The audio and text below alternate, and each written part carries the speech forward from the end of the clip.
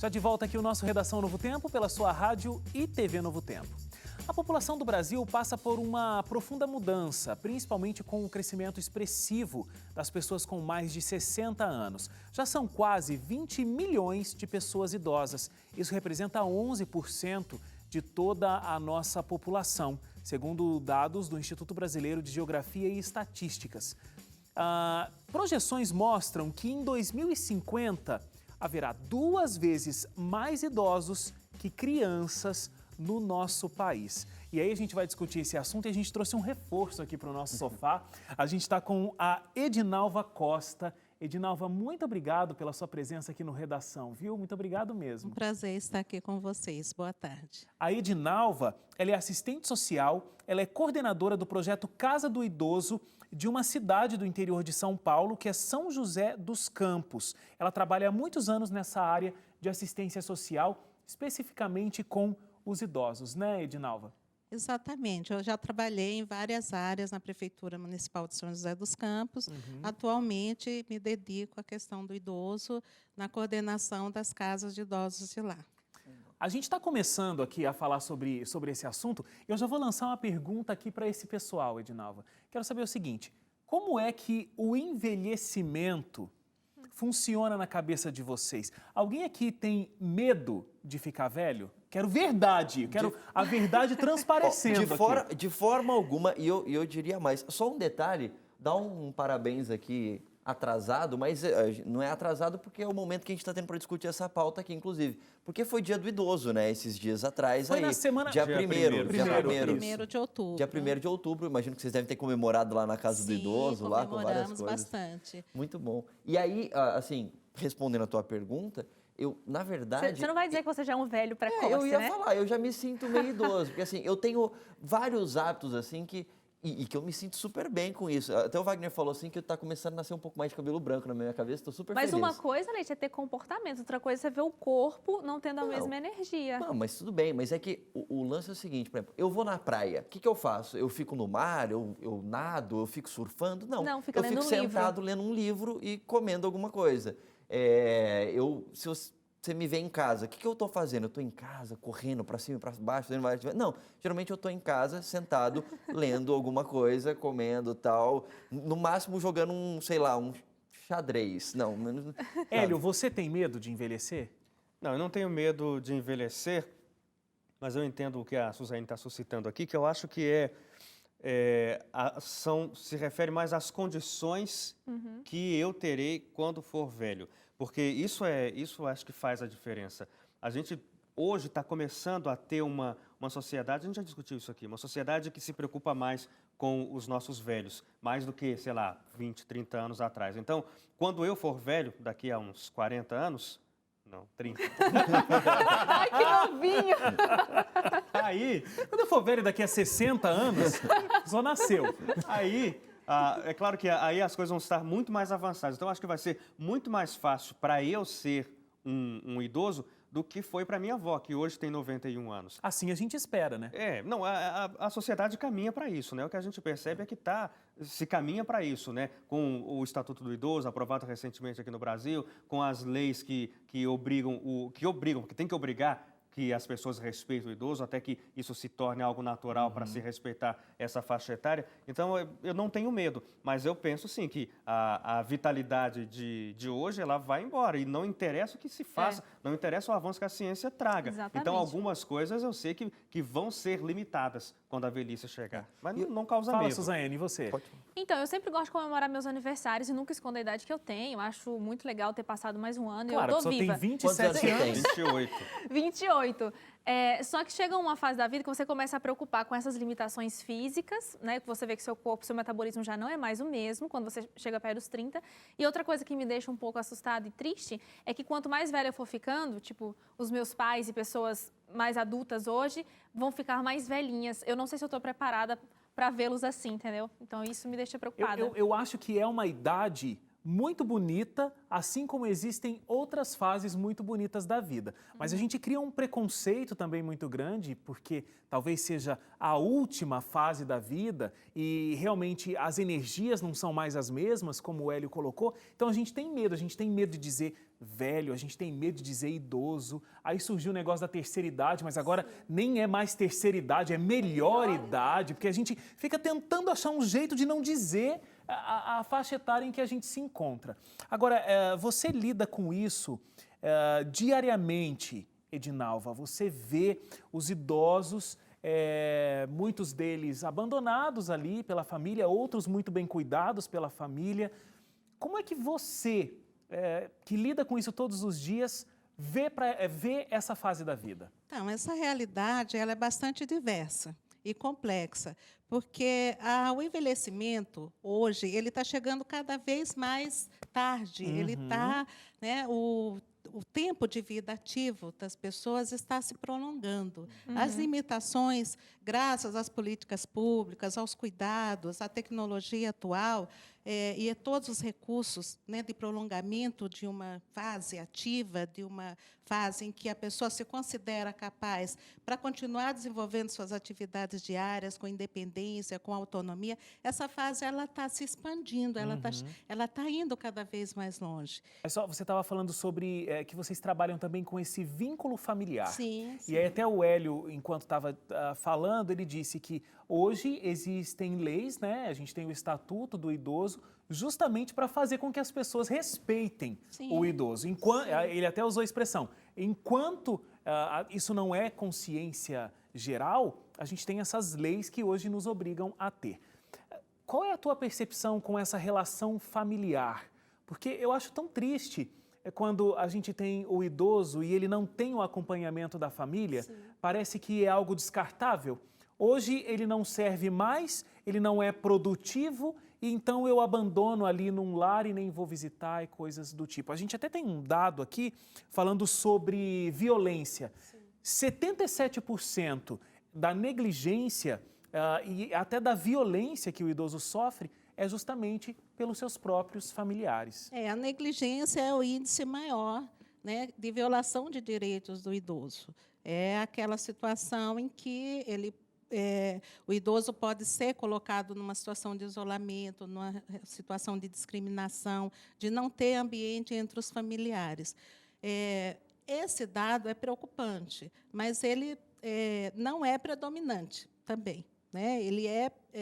A negligência ela predomina dentro dos índices de violência contra o idoso, né? Mas a gente tem um ambiente bastante diversificado. A gente tem famílias que são acolhedoras, né? Que inserem o idoso no seu dia a dia, na sua relação intergeracional, né? Mas temos o idoso também isolado, né? Tem essas duas realidades. Na situação que diz respeito a família, ela precisa ser preparada, ela precisa se atualizar com relação a essa questão do envelhecimento para saber lidar com as situações, né, que o idoso É interessante você ter falado esse negócio de atualizar, porque uma coisa que eu acho interessante nessa proposta da Casa do Idoso que tem na cidade de São José dos Campos é que, assim, ela não é um lar de idosos, não é um lugar onde a pessoa mora. O idoso vai lá para passar o dia com atividades e tal. E isso é uma coisa que eu acho muito legal, porque, assim, você falou de algumas atividades, mas tem muitas outras, né? Eu lembro que esses dias eu até... Passou uma reportagem do curso que eu faço de mandarim aqui em Jacareí, passou na mesma reportagem um curso de francês que é dado na Casa do Idoso, lá em São José dos Campos. E por que eu estou colocando isso? Porque muita gente, a gente tem dados de audiência, a maior parte do nosso público da Novo Tempo é composta por idosos, gente acima de 60 anos, talvez um pouquinho menos de 55, mais para cima aí. E muita gente, quando chega nessa idade, fala assim, poxa, já consegui um monte de coisa, já fiz um monte de coisa, não tem nada de novo para descobrir. Nossa, tem um mundo inteiro ainda para você poder descobrir. E isso é muito importante ter essa percepção. Por quê? Porque quando você chega na terceira idade, você se torna um idoso, é o que você falou, você precisa se atualizar, você precisa ver quais são as possibilidades novas que agora surgem para você, que até então você não tinha. Exatamente. E aí que eu acho que é interessante, de repente você pode aprender um novo idioma, como eu vi aí da Casa do Idoso, você pode conhecer novos amigos, você pode se envolver numa atividade física nova. Nossa, eu vi uma vez um rapaz que eu estou falando rapaz porque a vitalidade dele é muito grande, mas é um idoso, já um senhor de 80 e poucos anos, que ele participa do Tour de France, que é a principal prova ciclística do planeta, sênior. E ele começou a pedalar depois que ele fez aos 65 anos. Então, quer dizer, se abre um novo leque de oportunidades. Tem várias pessoas que entram para a faculdade, né, para a universidade, depois que já são idosos. Agora, eu acho que é isso que precisa acontecer, uma mudança da mentalidade. Porque a gente não pode olhar para o idoso como sendo... Bom, Acabou. agora não tem mais jeito. Acabou, estou idoso, não tenho mais o que fazer, não tenho mais nada o que descobrir, não tenho mais nada o que realizar, não tenho mais nada o que sonhar, e não é isso. A gente tem que se preparar para a terceira idade hoje. Do mesmo jeito que a gente, quando era criança, era preparado para a idade adulta, na idade adulta a gente tem que se preparar para essa nova fase da vida. A gente vai ver agora como um pessoal da terceira idade se mantém ativo e por dentro do mundo da tecnologia, inclusive. A reportagem é do Murilo Leles. Dona Cecília e Dona Ikume, duas senhoras que decidiram abrir mão da poltrona de casa e partir novamente para a sala de aula. Mas não é qualquer disciplina que elas estão cursando, não. É algo mais ousado, principalmente para a tão conhecida terceira idade. Elas e dezenas de outras senhoras e também senhores estão matriculados na aula de tecnologia do professor Bruno, na Universidade Aberta à Integração de Mogi das Cruzes, interior de São Paulo. Lá eles aprendem as noções básicas de como encarar frente a frente o computador e usar algo que hoje é indispensável no dia a dia. Já imaginou o que estou falando, não é? A internet, né? E aprender a digitar, porque o dedo da gente já estava até que meio duro, e com essa daqui a gente aprendeu muita coisa, muito mais prática, rápido. Então, modernizou bem minha vida. E não mudou só a vida de Dona Ikume, não. Tem também Dona Cecília. Ela garante que aprender tecnologia nunca foi tão simples. A gente fica por dentro das coisas e é tudo muito rápido por internet, né? As aulas do professor Bruno já ajudaram cerca de 70 pessoas que fazem parte dessa geração da terceira idade a se integrarem tecnologicamente.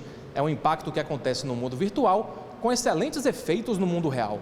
De acordo com uma pesquisa realizada por uma empresa especialista em teleassistência, 66% dos idosos brasileiros usam regularmente a internet. Só entre 2005 e 2011, aumentou em mais de 200% o total de brasileiros com mais de 50 anos que acessam a internet. E quanto maior a população idosa, maior é a oportunidade para ensinar novas tendências e conhecimento.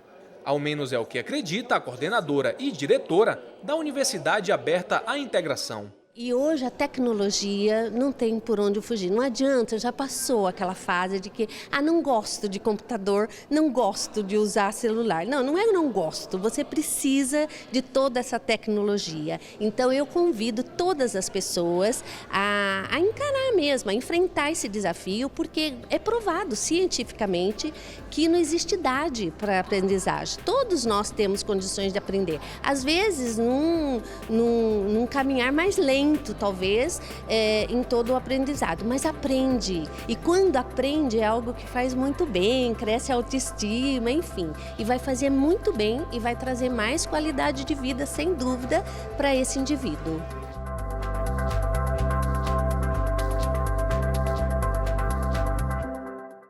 Muito legal, né? Enquanto existe ar nos nossos pulmões, a gente tem que sonhar, tem que realizar. Parabéns para esse grupo que tem feito esse trabalho tão incrível. É muito legal ver a sala de aula ali com as pessoas idosas querendo aprender uma coisa nova. E eu acho que fica o recado para o pessoal que está ouvindo a gente pela rádio ou pela televisão e já está na terceira idade, de, sabe, se envolver de alguma maneira, buscar essas oportunidades que de repente pode ter no teu município. Às vezes são iniciativas públicas, como é o caso que você trabalha em São José dos Campos, mas às vezes são questões particulares, como da reportagem que a gente viu, que a pessoa é uma universidade aberta ali para os idosos. Então, você pode buscar oportunidades. E, para quem ainda não é idoso, ou mesmo para quem é idoso também, mas fica aí a dica, inclusive, para criar oportunidades para quem está na terceira idade. Porque, às vezes, eu já vi no Revista Novo Tempo, muitas vezes a gente fez reportagem, apresentou reportagens de ações voltadas para a terceira idade, que não é uma questão de ação social, tipo, vamos ajudar os velhinhos que estão passando por uma necessidade. Não, são para idosos que têm a sua vida estabelecida, têm o seu dinheirinho, têm a sua casa, mas às vezes o que falta são atividades para ele poder se desenvolver em áreas novas na vida dele, né? E nesse seu apelo aí, eu gostaria de acrescentar para os jovens, né? Para a gente ter esse respeito para com os idosos. Sei que fica difícil até imaginar que um dia a gente vai estar naquela situação, porque parece que vai demorar uma eternidade, mas a gente não vai ser jovem para sempre. Um dia a gente vai chegar nessa idade e às vezes a gente vê isso nos ônibus, por exemplo. Eu sei que existe muito respeito, né? A gente mudou muito a mentalidade, como o Hélio disse, mas a gente ainda vê muitos descasos, entendeu? Piadinhas, ou às vezes do jovem tá subindo ali na hora de subir as escadas, tem um idoso atrás, mas ele não está nem aí, porque todo mundo está preocupado com você mesmo, né? E é muito bom a gente poder ter esse respeito, respeito não só porque a gente vai chegar lá, mas também porque a gente tem alguém da família, né? Eu fico pensando, se fosse com a minha avó, alguém estivesse maltratando ela, eu ia achar muito ruim, né? Posso só fazer uma pergunta para a nossa convidada aqui? Você lida com idosos o tempo todo. Sim. A gente tem vários idosos que estão assistindo a gente, e com certeza a gente está falando um monte de coisa, mas muita gente fala assim, mas mesmo assim eu acho que eu vou ficar aqui em casa mesmo, tá? É meio complicado e tudo mais. Você lida com idosos que talvez tenham esse tipo de mentalidade em vários momentos, apesar das oportunidades que podem estar diante deles. O que é que você fala para eles irem participar das atividades que vocês oferecem lá na Casa dos Idosos? Uma das primeiras coisas que a gente coloca é a importância da pessoa se manter ativa, né? Envelhecer não é a questão. Envelhecer é um processo natural da vida. Quanto mais ele puder se envolver em atividades, manter um círculo de amizade, ter uma convivência, ver situações diferentes, ter oportunidade para participar de atividades que estimulem a questão da forma física, da própria questão intelectual. Na Casa do Idoso, a gente também tem atividades, como você colocou, não só da questão de aulas de lazer, língua estrangeira, exatamente, mas lazer, o contato com a informática, o contato. Muitos idosos não tiveram oportunidade de serem alfabetizados enquanto jovens. A gente tem grupos de idosos fazendo alfabetização. Você encontra pessoas de 70, 80 anos, 90 anos fazendo alfabetização lá. Muito bom, muito bom. Fica aí um grande exemplo, né? Para que possam buscar iniciativas para realmente se manterem ativos. Acho que essa é a grande fala.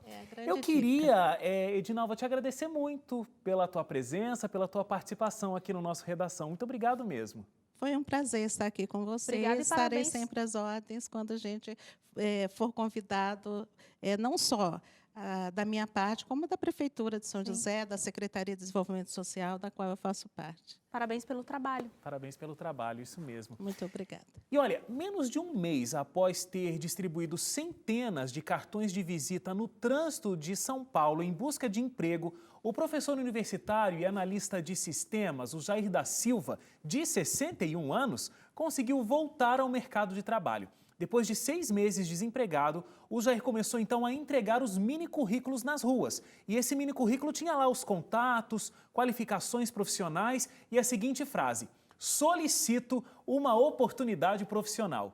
A iniciativa repercutiu nas redes sociais e ele conseguiu um emprego. Agora, ele é gerente geral de uma pequena empresa na área de saúde.